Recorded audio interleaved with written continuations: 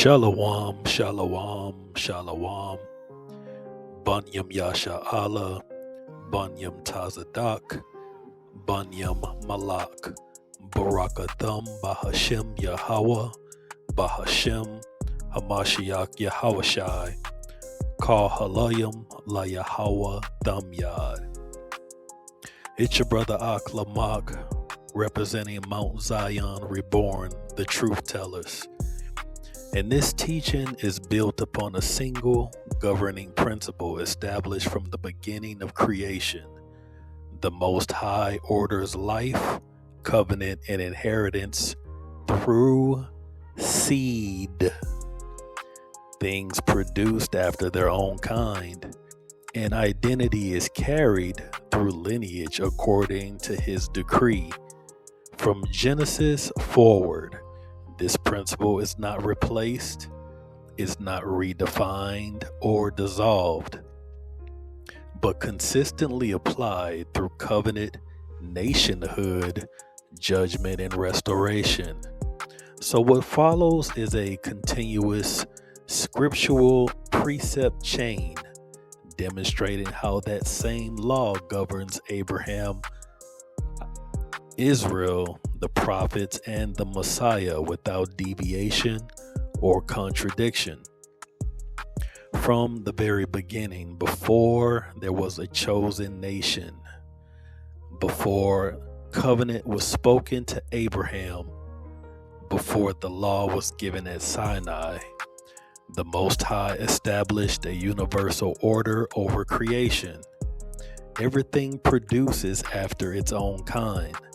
Not similar kind, not adaptable kind, not spiritually interchangeable kind, but after its own kind. And that's not just a biological observation. It's a governing principle. It defines boundaries, continuity, and identity. And if that law itself is consistent and the text never says it was revoked, then it carries all the way through how the Most High deals with man, lineage, and inheritance. This is the book of Genesis, chapter 1, verses 11 and 12, and it reads, "And God said, let the earth bring forth grass, the herb yielding seed, and the fruit tree yielding fruit after his kind, whose seed is in itself upon the earth. And it was so."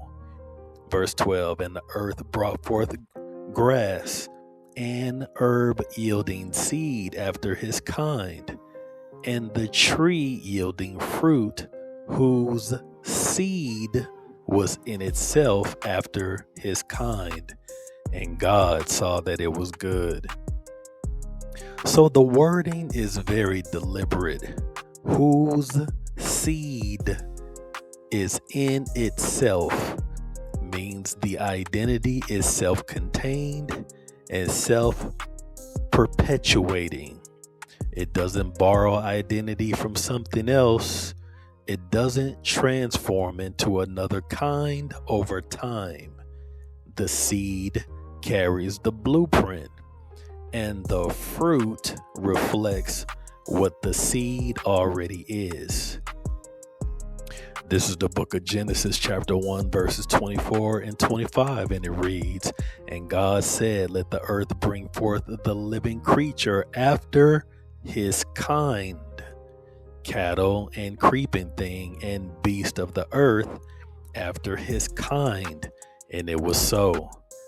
And God made the beast of the earth after his kind, and cattle after their kind, and everything that creepeth upon the earth after his kind. And God saw that it was good." So the repetition isn't filler. It is emphasis. Just like in Genesis chapter 1:21, when God created the great whales and every winged fowl after his kind. The Most High is locking in a pattern across all living things, and every time the boundary is maintained, nothing crosses over into another kind. That consistency is what makes the phrase law not a suggestion. Now, when man is formed, he is not exempt from that order. He is the highest expression within it. This is the book of Genesis, chapter 2, verse 7, and it reads, "And the Lord God formed man from the dust of the ground and breathed into his nostrils the breath of life, and man became a living soul." Man is created with origin, structure, and the ability to reproduce, which means he also operates within the same law of seed that becomes clear the moment generations begin to be recorded. This is the book of Genesis, chapter 5, verses 1 through 3, and it reads, "And this is the book of the generations of Adam. In the day God created man, in the likeness of God made he him, male and female created he them, and blessed them and called their name Adam in the day when they were created. And Adam lived 130 years and begat a son in his own likeness, after his image, and called his name Seth." There it is again. After his image. That's Genesis 1 being applied directly to man. Adam produces after his kind. His lineage carries his image. Identity is transmitted, not invented later. And the scriptures do not treat that lineage as irrelevant detail. They track it meticulously, chapter after chapter, name after name, generation after generation. That only makes sense if seed and lineage actually matter. If identity could be detached from the seed, then genealogies would be pointless. But instead, they are preserved with precision. This is where the common escape starts to fall apart. People will agree that plants and animals reproduce after their kind, but then suddenly want man to operate differently when it comes to covenant and inheritance. The text never gives that permission. There is no moment where the Most High says, "This law applies to everything except how I deal with people." That's something that they clearly read into the text and have not drawn from it. Even after the flood, when the earth is reset, the same command is reinforced, not changed. This is the book of Genesis, chapter 9, verse 7, and it reads, "And you, be ye fruitful and multiply, bring forth abundantly in the earth and multiply therein." Multiply what? The same thing that already exists, the same seed, same kind. No introduction of a new, no undefined category of humanity that can itself attach itself to any lineage at will. So before we ever touch Abraham, before we speak on Israel, the foundation is already set. The seed defines identity, and identity is carried through generations without crossing into another kind. And that is the rule the Most High Yahweh established himself. And if that rule stands and nothing in the text overturns it, then every promise, every covenant, and every judgment that comes later must operate within that same boundary, which means when he starts speaking about a seed in covenant language, he is not introducing a metaphor. He is continuing a law that was already in place from the beginning. Now, when covenant enters the picture, this is where everything either confirms what was established in the beginning or contradicts it. And the text doesn't hesitate. It doubles down on the same structure.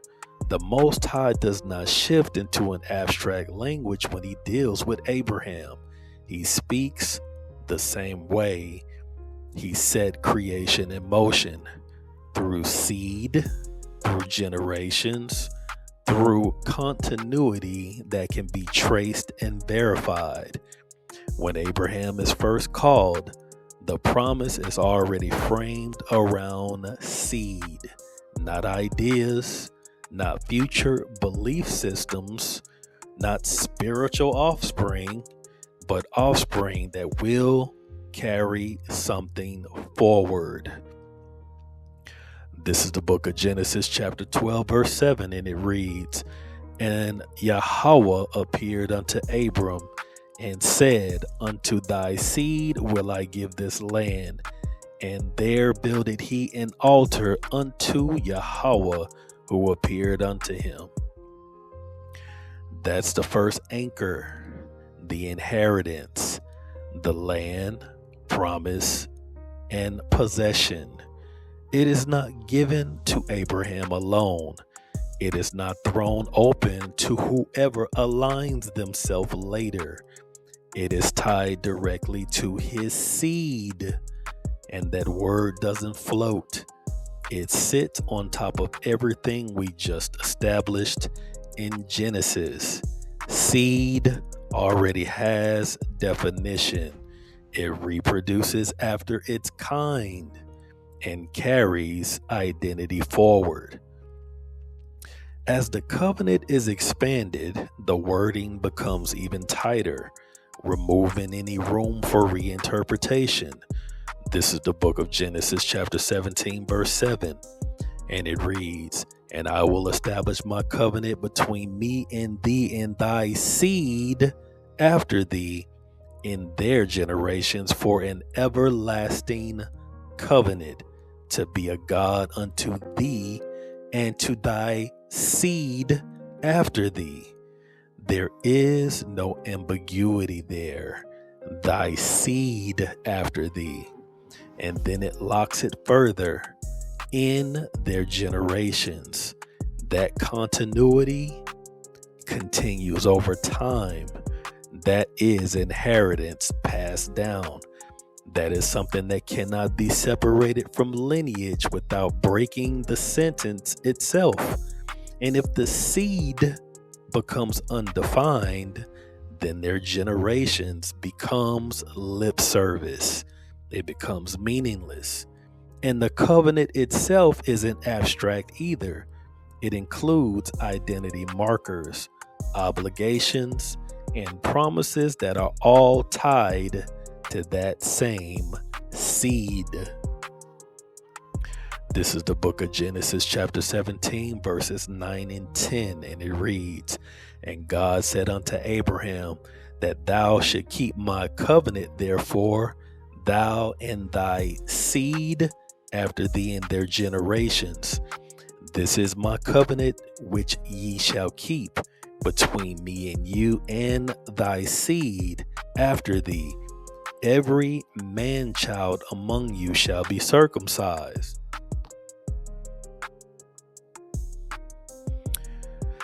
Now it's undeniable.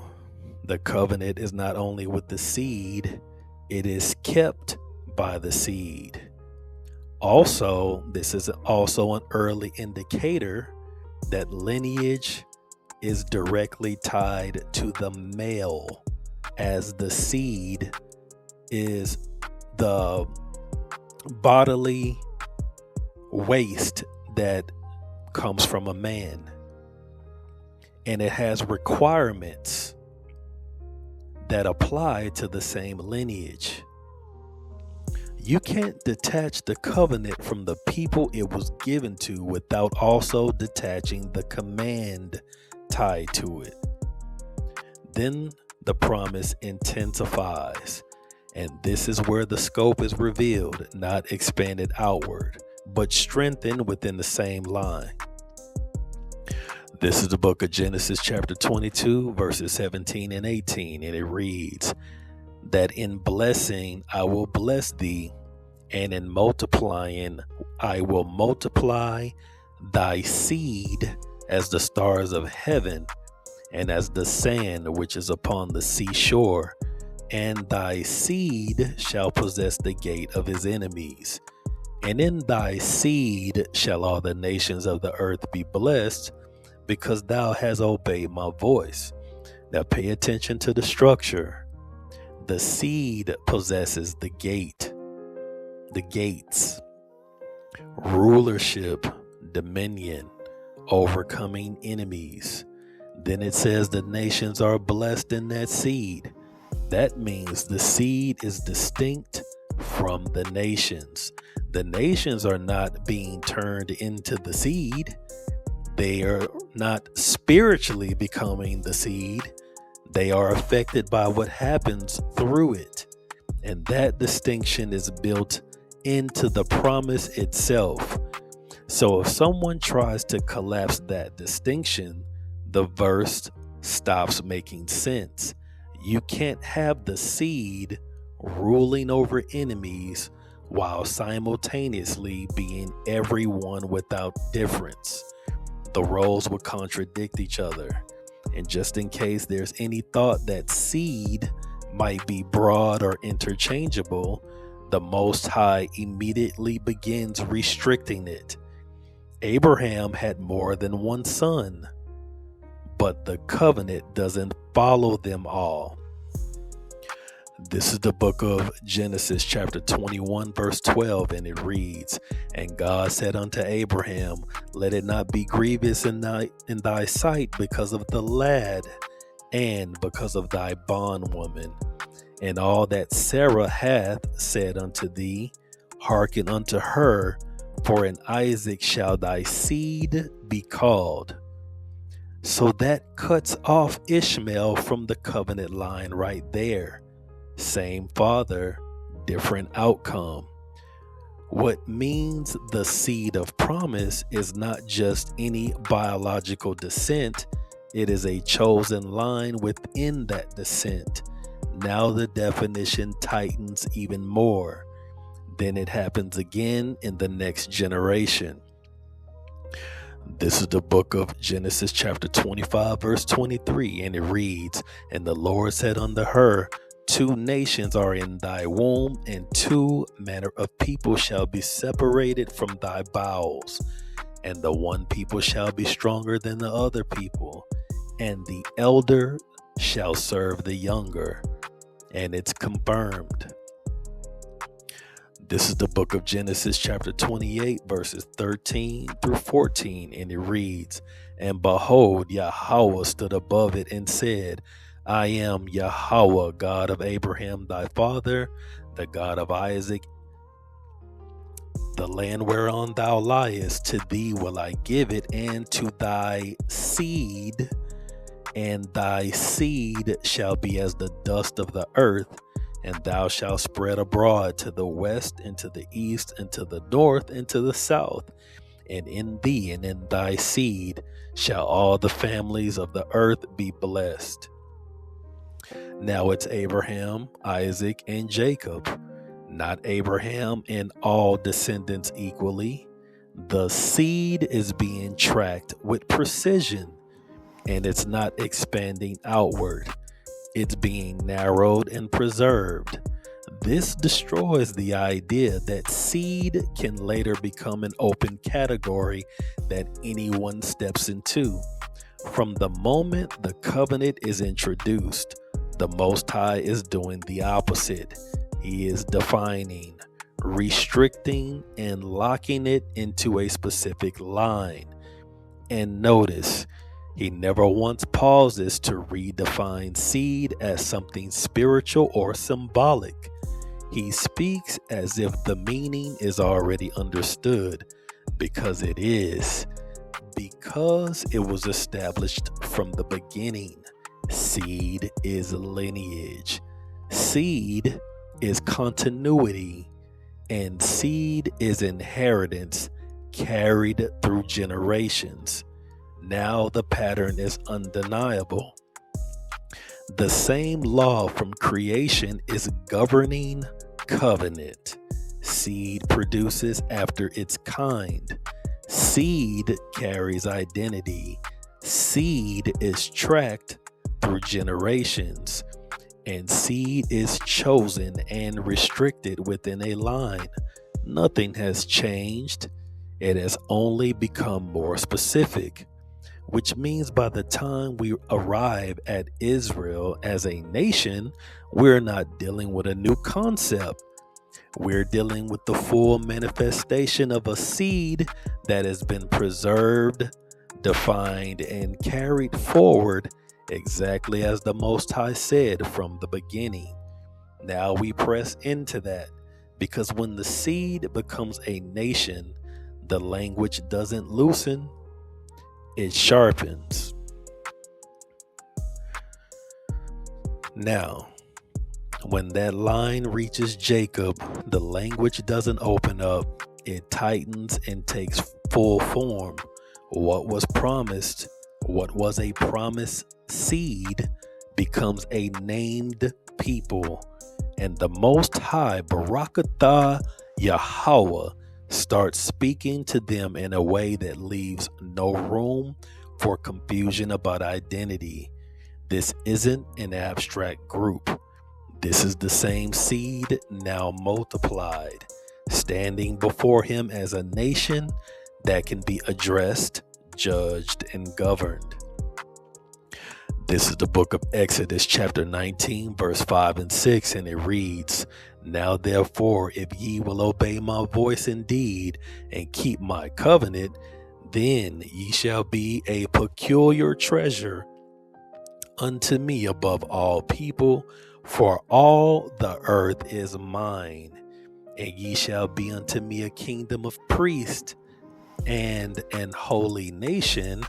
These are the words which thou shalt speak unto the children of Yasha'Allah." He doesn't say whoever decides to join. He doesn't say whoever just secretly in their heart just wants to be a part of you. He speaks directly to a people that came out of captivity, a people he redeemed from the hands of their enemies, a people that came directly out of Egypt. The same line traced from Abraham through Isaac, through Jacob. And notice the contrast built into the statement, above all people. That only makes sense if there are other nations that are not this people. The distinction is becoming plain upon tables. The distinction is being reinforced, not dissolved. This is the book of Deuteronomy, chapter 7, verse 6, and it reads, "For thou art an holy people unto Yahweh thy God.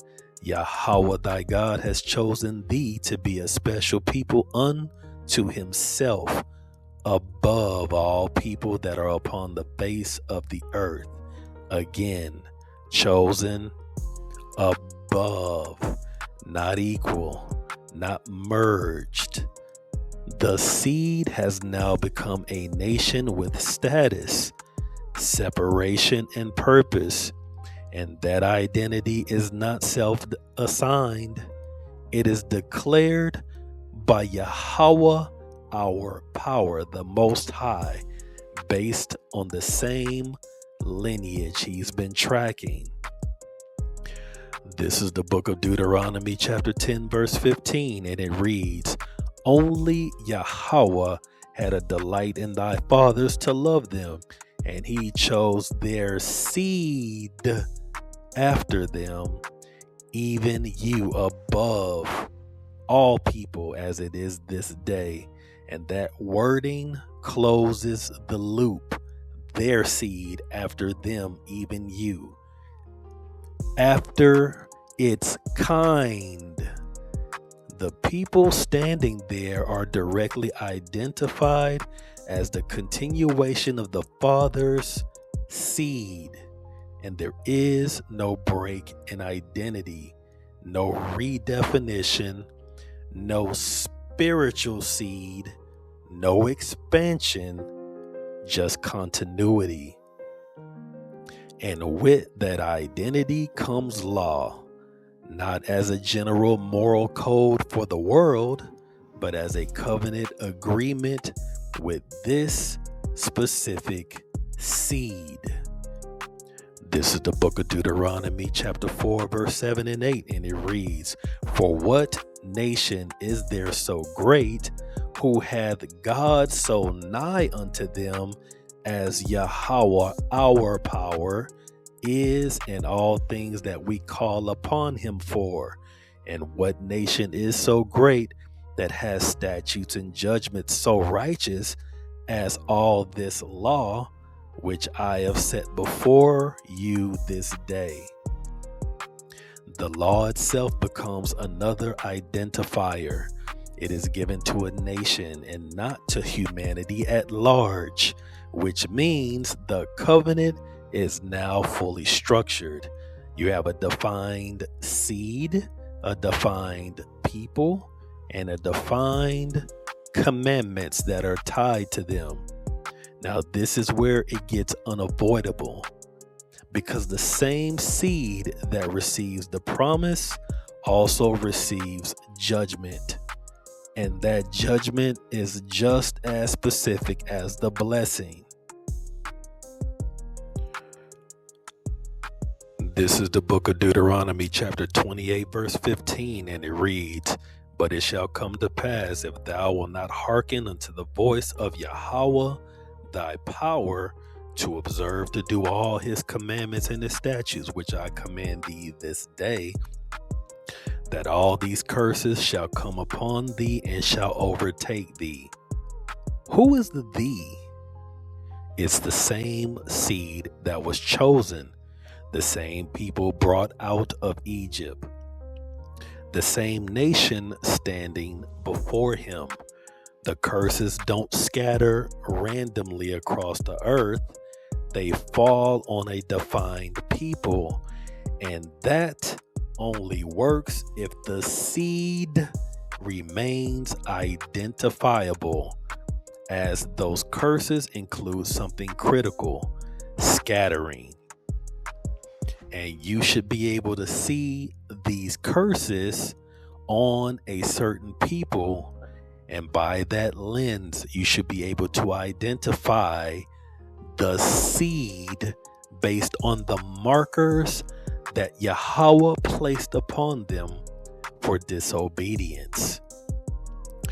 This is the book of Deuteronomy, chapter 28, verse 64, and it reads, "And Yahweh shall scatter thee among all people, from one end of the earth even unto the other. And there thou shalt serve other gods, which neither thou nor thy fathers have known, even wood and stone." So now the seed is dispersed, but dispersion does not equal deletion. The identity isn't erased.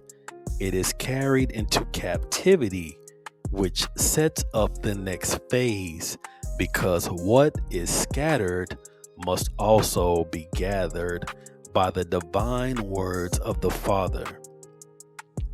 This is the book of Deuteronomy, chapter 30, verse 3 through 5, and it reads, "That then Yahweh thy God will turn thy captivity and have compassion upon thee, and will return and gather thee from all the nations whither Yahweh thy God has scattered thee. If any of thine be driven out unto the outmost parts of heaven, from thence will Yahweh thy God gather thee, and from thence will he fetch thee.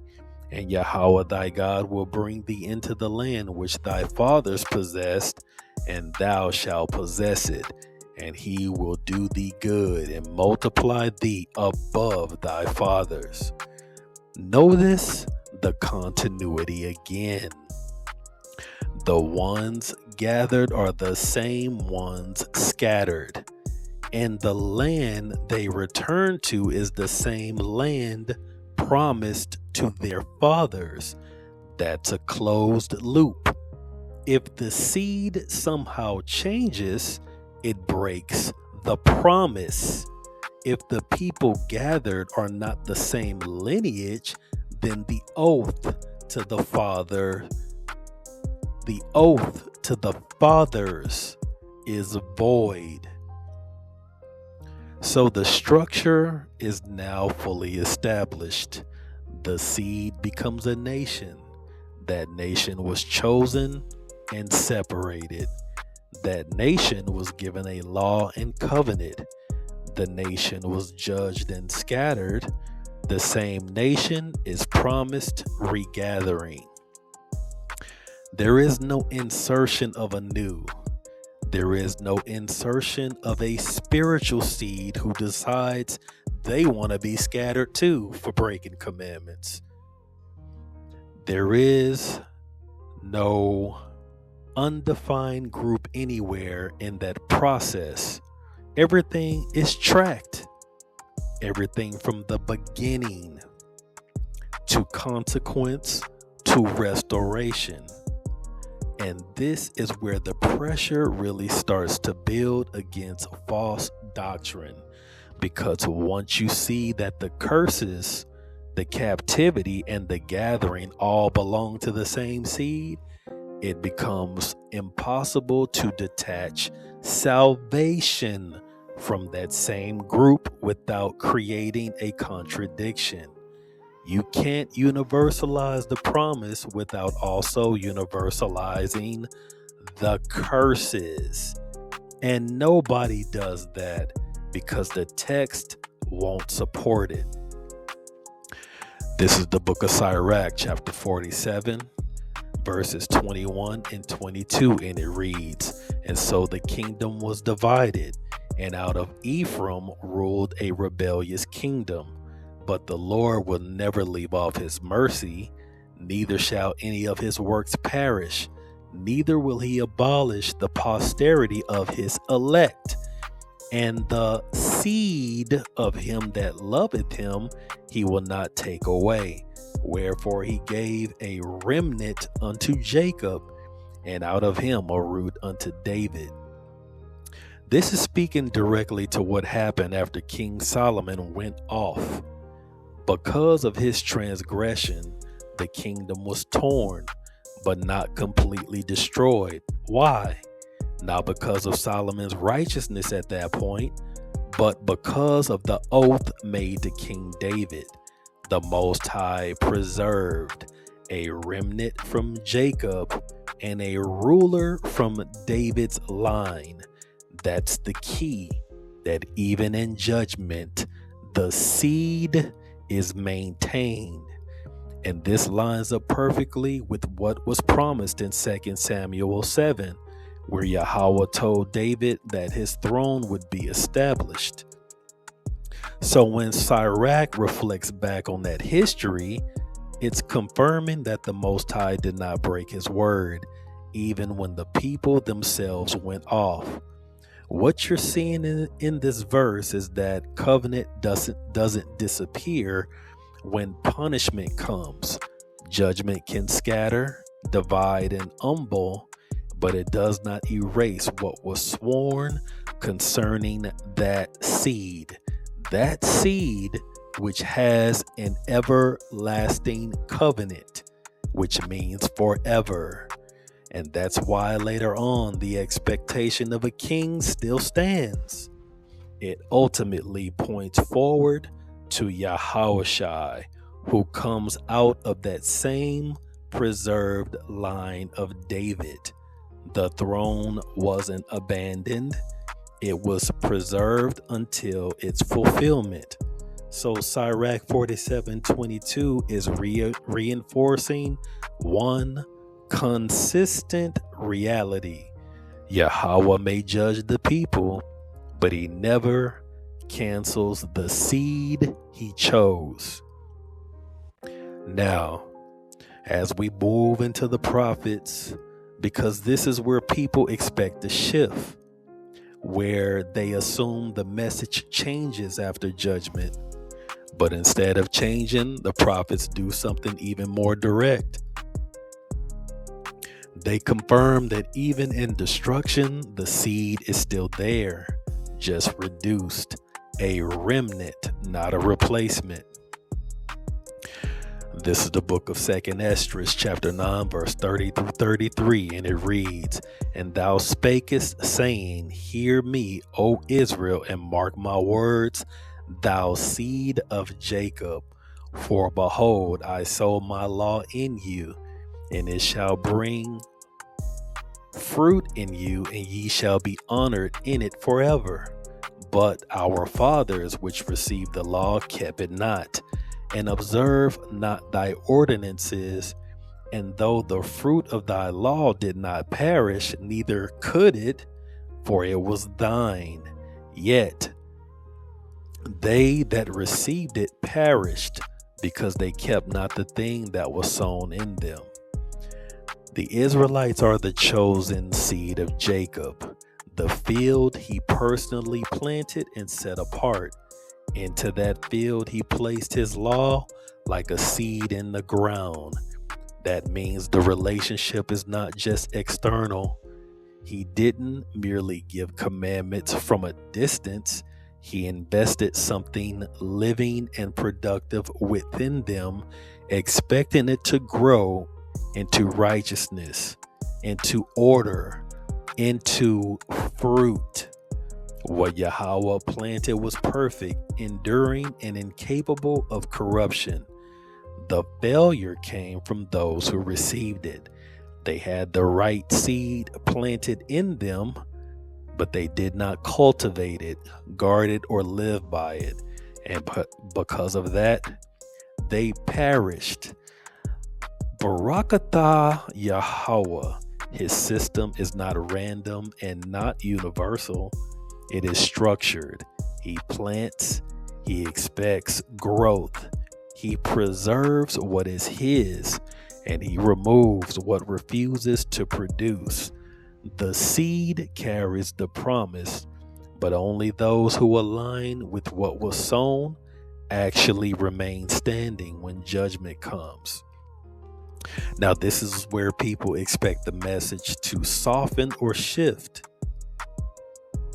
After judgment, after scattering, after the nation is broken, the assumption is that something new must be introduced, or that the identity gets redefined. But the prophets don't do that. They don't introduce a new people. They don't dissolve the old one. They speak in terms of survival, a seed that remains even when everything around it is cut down. Isaiah opens this up bluntly. The condition of the nation is compared to total destruction, yet something is left, not replaced, not rebranded, but preserved. This is the book of Isaiah chapter 1 verse 9, and it reads, "Except Yahweh Tazabawath, the Lord of hosts, had left unto us a very small remnant, we should have been as Sodom, and we should have been like unto Gomorrah." A remnant only makes sense if it comes from something already defined. You don't have a remnant of an undefined group. This is the same seed, reduced but still intact. Judgment didn't erase identity, it cut it down. And Isaiah presses that same idea with even stronger imagery.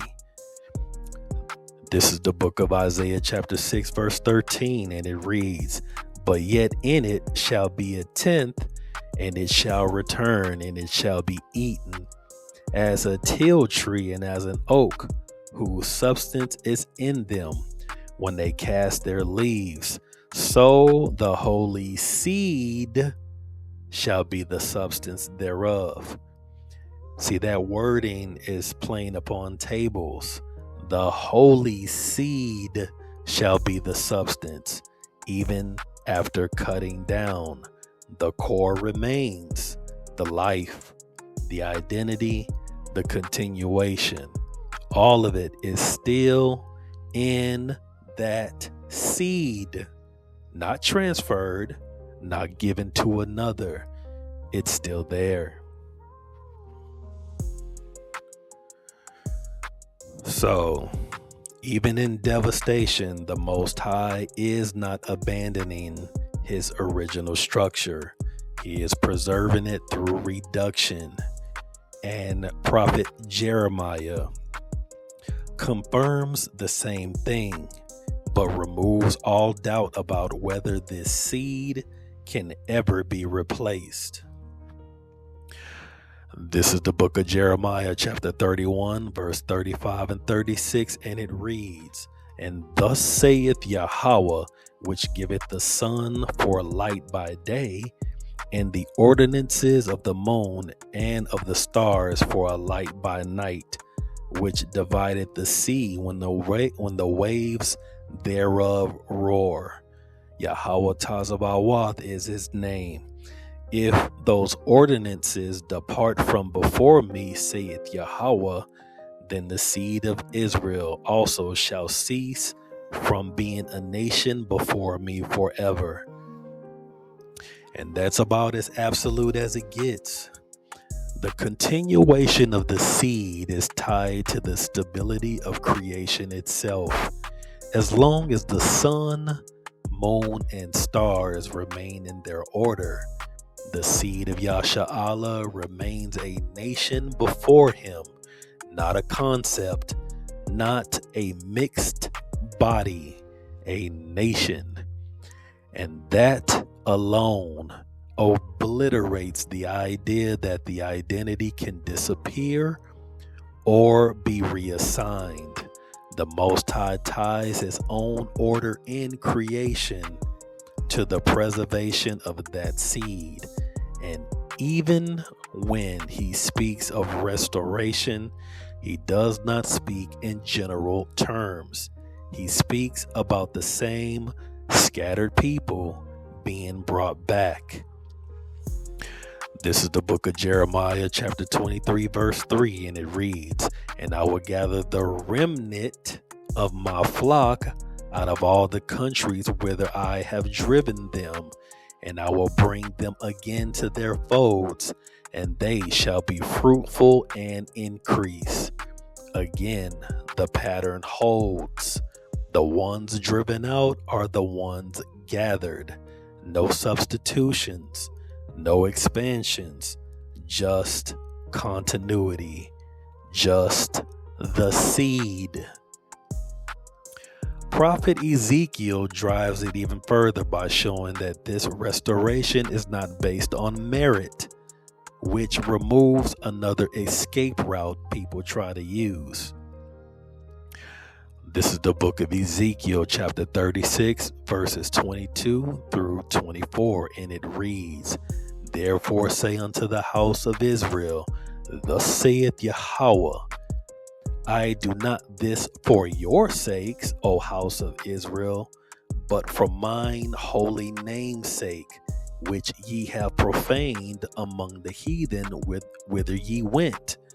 And I will sanctify my great name, which was profaned among the heathen, which ye have profaned in the midst of them. And the heathen shall know that I am Yahweh, saith the Lord God, when I shall be sanctified in you before their eyes.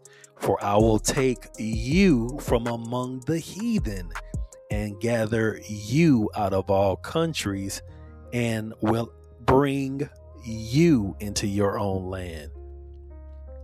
Now it's undeniable. The same group, house of Israel, scattered among the nations. is the same group being gathered. And who did it say will gather them? Oh, it said God's gonna do it, not some coalition with the other nations. And the reason isn't because they earned it. They did nothing to earn being gathered. It is because of the oath tied to their fathers, tied to the seed. And that covenant still governs the outcome. Even though they broke the covenant, the Most High never broke his side of the deal or canceled the covenant, as it is everlasting. So the prophets don't introduce a new system. They reinforce an old one under pressure. Even after sin, even after punishment, even after dispersion, the seed remains. Reduced, not replaced. Scattered, not lost. Judged, but still chosen. And that sets the stage for the next piece, because now the question becomes unavoidable. If the seed is still intact, still scattered, and still promised restoration, then when the Messiah appears, what exactly is he coming to do? And who is he coming for? Because if he breaks this pattern, then everything before him collapses. But if he follows it, then a lot of later interpretations cannot stand against the divine words of Yahweh. This is the book of Proverbs, chapter 11, verse 21, and it reads, "Though hand join in hand, the wicked shall not be unpunished, but the seed of the righteous shall be delivered." Throughout the scriptures, the same idea keeps showing up.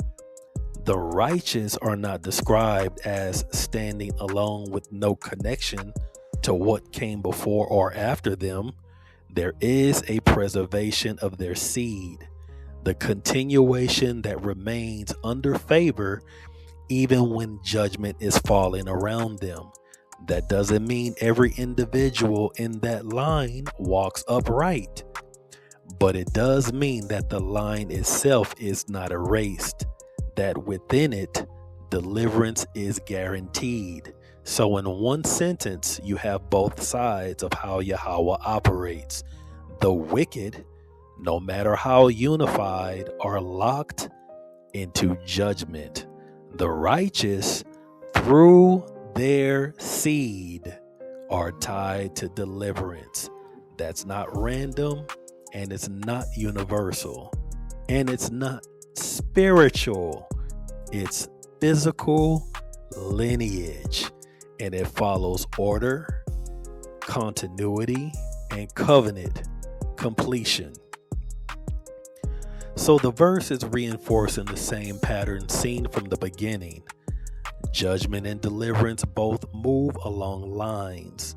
The outcome isn't determined by majority, by power, or by an agreement, but by what line is being dealt with and how the Most High has determined its end. Now, when the Messiah comes to the forefront, this is where everything people assume gets tested. If there were ever a point where the pattern could break, it would be here. But instead of redefining the seed, the scriptures lock him directly into it by lineage, by promise, and by purpose. He doesn't appear out of nowhere, and he doesn't attach himself to a new people. He comes through the same line that has been tracked from the beginning. This is the book of 2 Samuel, chapter 7, verse 12 and 13, and it reads, "And when thy days be fulfilled, and thou shalt sleep with thy fathers, I will set up thy seed after thee, which shall proceed out of thy bowels, and I will establish his kingdom. He shall build an house for my name, and I will establish the throne of his kingdom forever. That promise to David is not separate from what was spoken to Abraham. It's a continuation within the same seed line. The throne, the kingdom, the rulership, all of it is tied to a specific lineage, not symbolic descent. The actual seed. Prophet Isaiah confirms it the same way. This is the book of Isaiah chapter 11 verse 1, and it reads, "And there shall come forth a rod out of the stem of Jesse, and a branch shall grow out of his roots." Stem, roots, branch. That's seed language.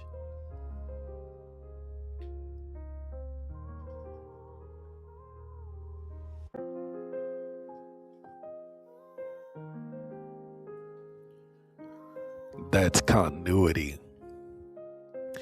He's not outside the tree, he is produced from it, which means whatever he comes to do must align with what tree was promised from the beginning. And when he speaks for himself, he doesn't broaden the mission, he defines it. This is the book of Matthew chapter 15 verse 24, and it reads, "But he answered and said, I am not sent but unto the lost sheep of the house of Israel." That statement doesn't leave room for reinterpretation. Not sent but. That is restriction. And it ties his mission directly to a people that already existed. The same seed that was scattered, now referred to as lost. Lost doesn't mean replaced. It means displaced, scattered, out of position. Exactly what Deuteronomy said would happen. Even the way he sends out his disciples follows the same boundary. This is the book of Matthew chapter 10 verses 5 and 6, and it reads, "These 12 Jesus sent forth, Yahushua, and commanded them, saying, Go not into the way of the Gentiles, and into any city of the Samaritans enter ye not, but go rather to the lost sheep of the house of Israel." That's consistent with everything before him. The same seed that was chosen, judged, and scattered is now being called back. There is no introduction of a new covenant audience here. It is a continuation of the same one. And the purpose of his coming lines up exactly with what was spoken from the beginning. Not abstract salvation, but deliverance tied to covenant promises. This is the book of Luke chapter 1 verse 68 through 71, and it reads, "Blessed be the Lord God of Israel, for he had visited and redeemed his people, and has raised up a horn of salvation for us in the house of his servant David, as he spake by the mouth of his holy prophets, which have been since the world began, that we shall be saved from our enemies and from the hand of all that hate us." His people, not an undefined group. And salvation is defined not as a vague spiritual state, but as deliverance, physical deliverance from enemies, just like the promises given to the fathers, just like the deliverance from Egypt. And that ties directly back to Genesis. The seed would possess the gates of their enemies, so nothing changes, it all connects. He comes through the seed, he is sent to the seed, He fulfills the promises made to the seed. This is the book of Acts chapter 13, verses 22 and 23, and it reads, "And when he had removed him, he raised up unto them David to be their king, to whom also he gave testimony and said, I have found David the son of Jesse, a man after my own heart, which shall fulfill all my will. Of this man's seed hath God, according to his promise, raised unto Israel a Savior, Hamashiach Yahushai." So taken in context, Paul is tracing the straight line through the covenant history, not introducing a new people or a new structure. He is saying that from the seed of David, the same line promised in the prophets, Yahweh brought forth a Savior. The key phrase is according to his promise. That immediately connects it back to the earlier covenants. The promises made to David about his seed and throne, and the prophetic expectation that deliverance would come through that preserved line. So the structure is consistent. The covenants are with the Israelites. Within Israel, the promise was narrowed to the house of David, and from that seed, the Messiah is raised up, and his role is to bring salvation to Israel to fulfill what was already spoken. This is not a shift in identity or audience. It is continuity of the same covenant unfolding through its appointed line. The emphasis is still on promise, seed, and fulfillment within the structure Yahweh already established, not outside of it. There is no break in pattern, no expansion into a new undefined category, just fulfillment of what was already spoken. And this is where the tension really surfaces, because if the Messiah stays within that structure, if his lineage, his mission, and his purpose are all tied to the same seed, then the idea that that seed suddenly becomes opened, spiritualized, or detached from lineage has no clear point of entry. It has to be forced in from somewhere else.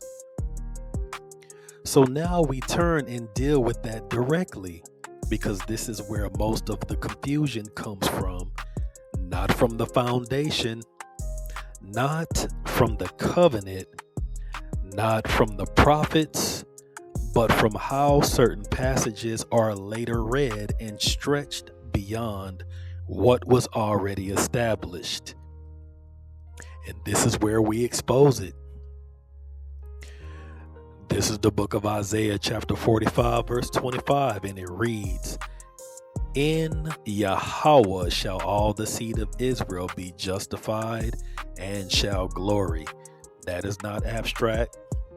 It names the subject directly, the seed of Israel.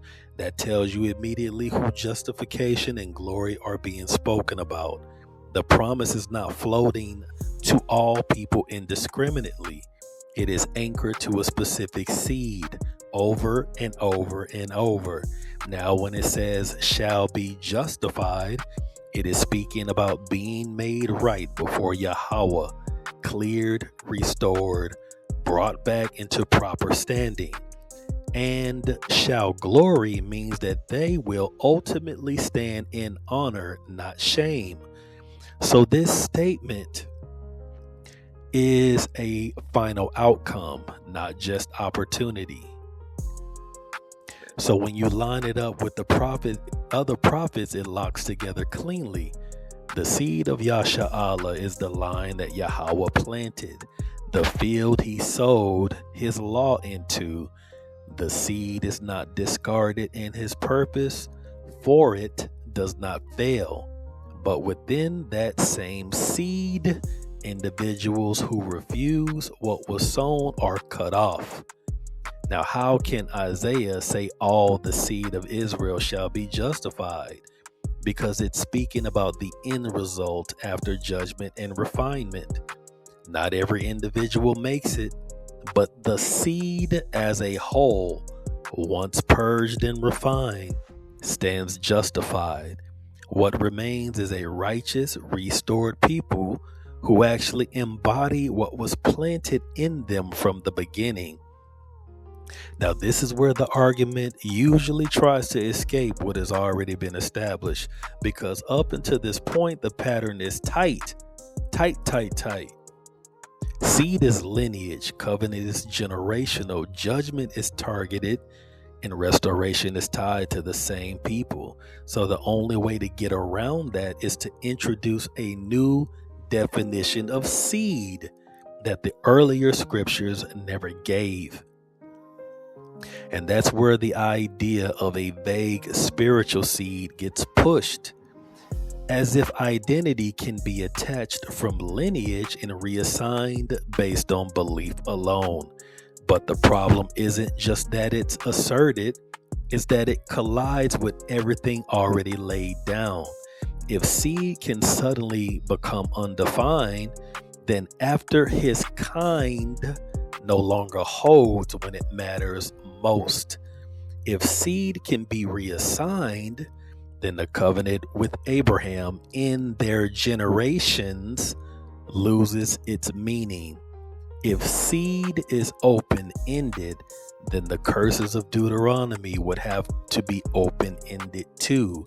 But nobody teaches that, because it immediately exposes the inconsistency. The scriptures never show a moment where the Most High says he is replacing the seed of Israel with another people or merging all nations into that identity. In fact, they say the opposite. The seed remains even through judgment. This is the book of Jeremiah, chapter 31, verse 36, and it reads, "If those ordinances depart from before me, saith Yahweh, then the seed of Israel shall also cease from being a nation before me forever." So if someone claims that the chosen seed has been redefined or expanded into something untraceable, that they're saying that nation has effectively ceased in its original form, which is exactly what the text denies. Now, this is where certain verses get pulled and stretched to support that new idea, especially statements about being Abraham's seed. But even there, the context never abandons what was already established. People just read as if it does, because think about the pattern we've already locked in. Seed is defined from creation. Seed is tracked through Abraham. Seed is narrowed through Isaac and Jacob. Seed becomes a nation. Seed is judged, scattered, and preserved.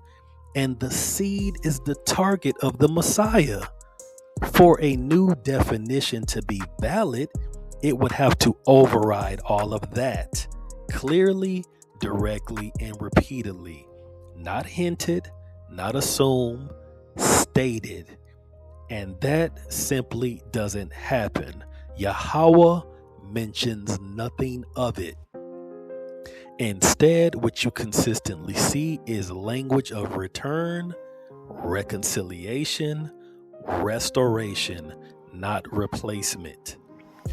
This is the book of Ezekiel, chapter 37, verse 21 and 22, and it reads, "And say unto them, Thus saith Yahweh, Behold, I will take the children of Yasha'Allah from among the heathen, whither they be gone, and will gather them on every side and bring them into their own land. And I will make them one nation in the land upon the mountains of Israel, and one king shall be to them all.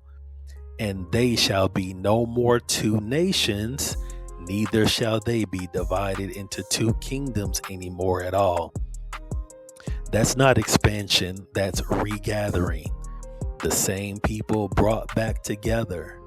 The division is healed, but the identity remains. Even the idea of being lost never meant becoming someone else. It meant being scattered among the nations, cut off from identity, living under dominions, other dominions, under the heathen. Exactly what the curses described. So when the call goes out, it's not creating a new seed, it's waking up the one that was already there. And this is where the false doctrines exposes itself. It has to ignore the foundation, skip over the narrowing of the seed, bypass the national identity, detach the curses, and then land on a few later verses and stretch them beyond their context. It doesn't build from the ground up. It jumps in from the side. But the scriptures don't support that type of jump. They move in a straight line from seed to covenant to nation to judgment to remnant to restoration through the Messiah. All gas, no brakes. No replacements, no redefinitions. So by the time you reach the end of the matter, the conclusion isn't forced, it's unavoidable. The seed has remained consistent from the beginning, and because the seed remains consistent, everything tied to it remains consistent. Covenant is still tied to that seed. Judgment is still tied to that seed. And salvation, defined as deliverance and restoration, is tied to that seed. Nothing became abstract. Nothing became universal by assumption. The structure the Most High established in the beginning never changed. It only unfolded. And if that's the case, then the real issue isn't what the scriptures say. It's whether people are willing to let the seed remain what the Most High said it is, or whether they're going to keep trying to turn it into something the heathen called it.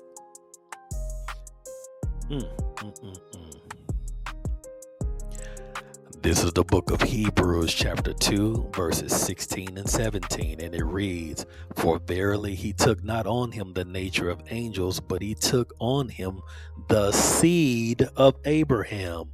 Wherefore in all things it behooved him to be made like unto his brethren, that he might be a merciful and faithful high priest in the things pertaining to God, to make reconciliation for the sins of the people."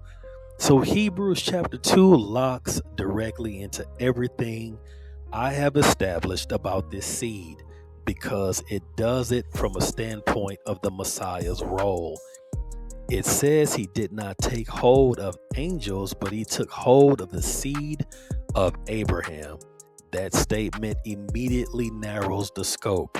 The mission isn't being described as something directed toward all creation equally. It is focused, it is targeted, and it is tied to a specific seed line that was already established through the covenant. So the Messiah's work is not random outreach. It is an intervention on behalf of a defined people. Then it explains why he had to be made like unto his brethren in all things. That means he came in the same condition, the same flesh, the same lineage, the same seed as those he was sent to redeem. He did not operate outside of them. He came through them as one of them. That's why it calls him a merciful and faithful high priest. A priest mediates for a specific people. He doesn't stand for everyone universally. He represents those he's appointed over. Here, That priesthood is tied to the same seed he came from. And when it says to make reconciliation for the sins of the people, it again defines the scope. The people is not undefined. It's the same group already identified. The seed of Abraham, Isaac, and Jacob, his brethren. Then the matter closes the same way it was opened, not with a soft landing, but with a ruling that everything must answer to.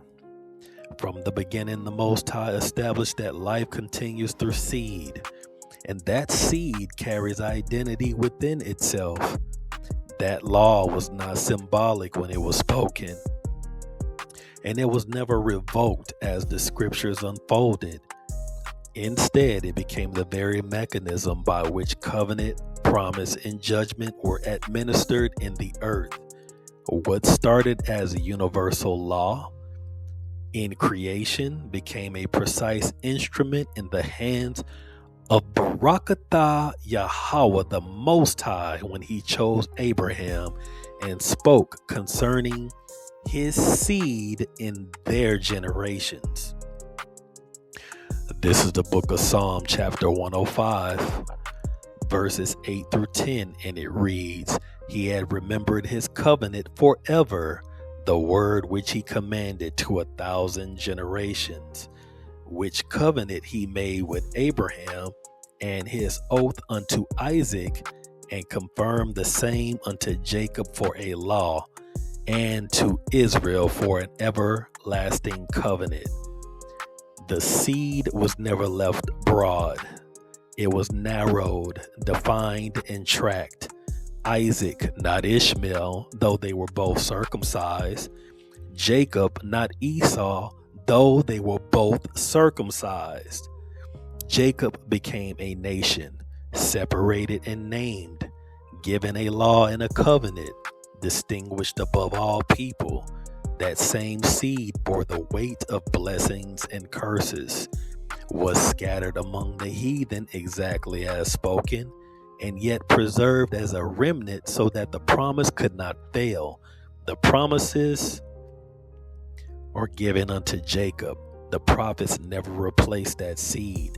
They testified of its survival, reduced, afflicted, dispersed, but still the same seed, standing before the Most High as a nation. And when the Messiah came, he did not break that pattern. He confirmed it. He came through that same seed, was sent to that seed, and spoke in direct alignment with the promises made to the fathers. His mission did not introduce a new people. It addressed the same people in a different condition, lost, scattered, and in need of a shepherd, in need of restoration. The salvation spoken of was not detached from covenant, nor was it redefined into something abstract. It remained what it always been: deliverance tied to the oath given to that seed. This is the book of Isaiah chapter 59 verses 20 and 21, and it reads, "And the Redeemer shall come to Zion, and unto them that turn from transgression in Jacob, saith Yahweh. As for me, this is my covenant with them, saith Yahweh. My spirit that is upon thee, and my words which I have put in thy mouth, shall not depart out of thy mouth, nor out of the mouth of thy seed, nor out of the mouth of thy seed's seed, saith Yahweh, from henceforth and forever." Yahweh is declaring that what he placed in Yasha'Allah, his spirit and his words, will never be removed from that line, not temporarily, not conditionally, but from that point forward and forever. And this obliterates the idea of replacement theology. The Redeemer comes specifically for Yasha Allah, for those in Jacob who turn back. That shows accountability and separation within the seed. It shows the remnant.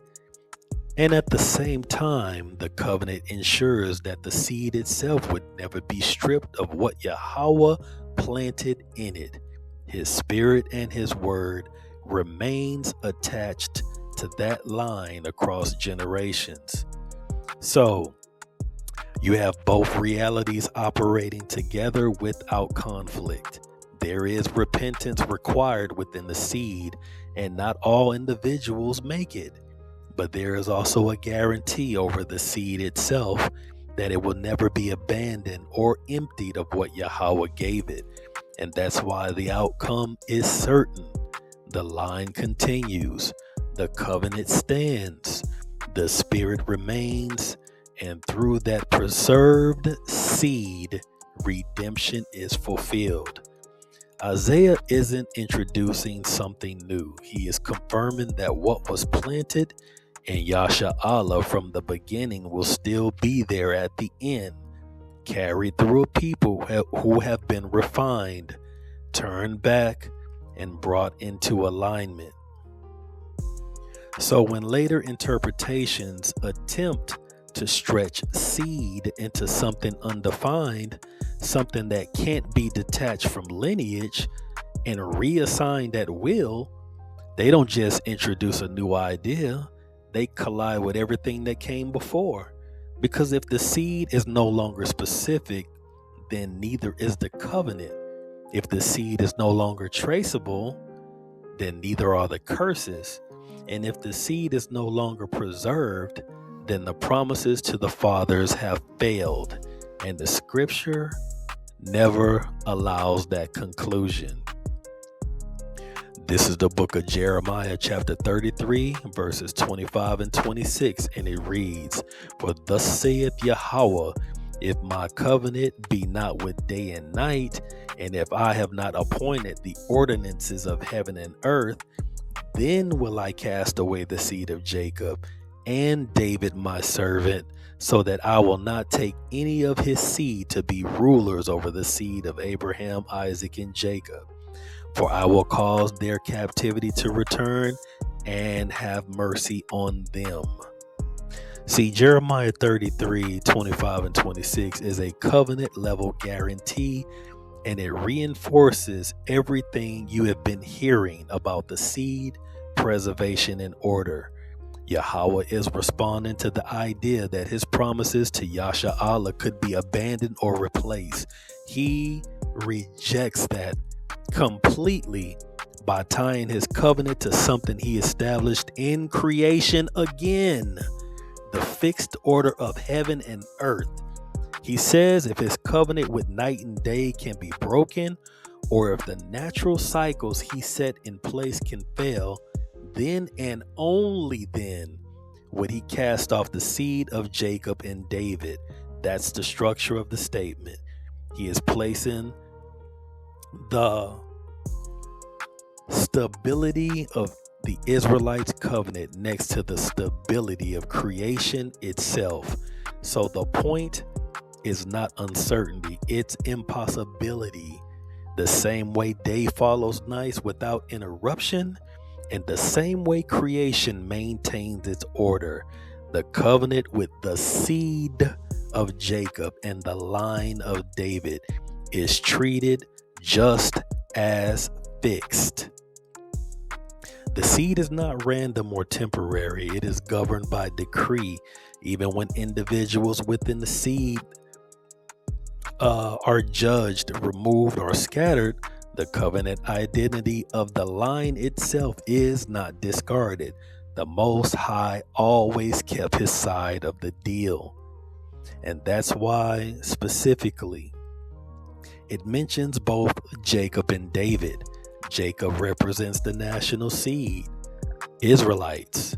David represents the royal seed, the throne, Yahushai. Both are preserved under the same principle. Yahweh does not revoke what he established at creation level certainty. So the cumulative understanding here is that covenant with the seed is not fragile or negotiable. It is bound to the same reliability as the natural order. Judgment can refine, scatter, and discipline, but it does not erase that line. The seed continues because Yahweh tied it to his own unbreakable structure. The consistency is bulletproof. From Genesis to the prophets to the Messiah, the seed remains in the same function in identity and in purpose. It is never replaced, never dissolved, never redefined into something abstract. Everything the Most High established continues to operate within that same framework. So the conclusion is not complicated, it's exact. The seed defines the covenant. The seed defines the judgment, the seed defines the promise, and the seed defines who salvation is actually for. Remove or redefine the seed, and the entire structure collapses.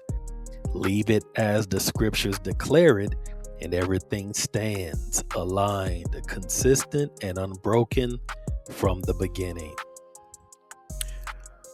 So in closing, after going through what was established by the Most High, from creation to covenant to nationhood to judgment to preservation, and finally confirmed in the words and the mission of the Messiah, the pattern of the seed remains consistent and unbroken. The Most High defined it. The covenant preserved it. The prophets witnessed under judgment, and the Messiah operated fully within it. At no point in that chain did the definition of seed change, dissolve, or reassign outside the structure already spoken. That chain is complete on its own terms. It does not require external clarification, expansion, or reinterpretation to stand. The authority has already spoken through the highest order, the Most High, the prophets, and the Messiah himself. It is at this point that many attempts at reinterpretation shift away from that chain and appeal to later writings as if they sit above it, as if there is a throne or a chair above the throne where the highest sits, the one who dwells in eternity. But nothing outside his established order has the authority to redefine what was already declared within it. The covenant was not left unfinished, the seed was not left undefined, and the mission of the Messiah was not left open-ended. Therefore, any writing or interpretation that is used to contradict, override, or reconstruct what was already established from the throne downward cannot be placed above it, cannot be placed above the chain it attempts to challenge. The foundation does not move to accommodate later epistles. The later must be measured against what was already set in literal stone. Salah. And once again, it's all honor, all glory, and all praises to Yahweh, the eternal power of Abraham, Isaac, and Jacob, the righteous judge and the Holy One of Yasha'Allah. And blessings be upon the elect through Hamashiach Yahushai, the anointed King, the Lion of Judah, the deliverer of Zion, the mighty intercessor raised up by the Most High himself. Yahweh alone is the receiver of all praise, and Yahushai is the door, the mediator, the high priest, the vessel by whom we are reconciled and have access. May the Most High give you eyes to see, ears to hear, and a heart to obey. May your steps be ordered by his word, your faith proven by your works, and your soul preserved in the day of visitation. Barakatham Bahashem Yahweh, Bahashem Hamashiach Yahawashai. Barakatham Banyam Yasha Allah, Kwam Yasha Allah, Kwam Malak, Kwam Tazadak, Ka Haloyam La Yahweh Thum Yad. It's your brother Aklamak, and I hope you all were edified, and Shalom.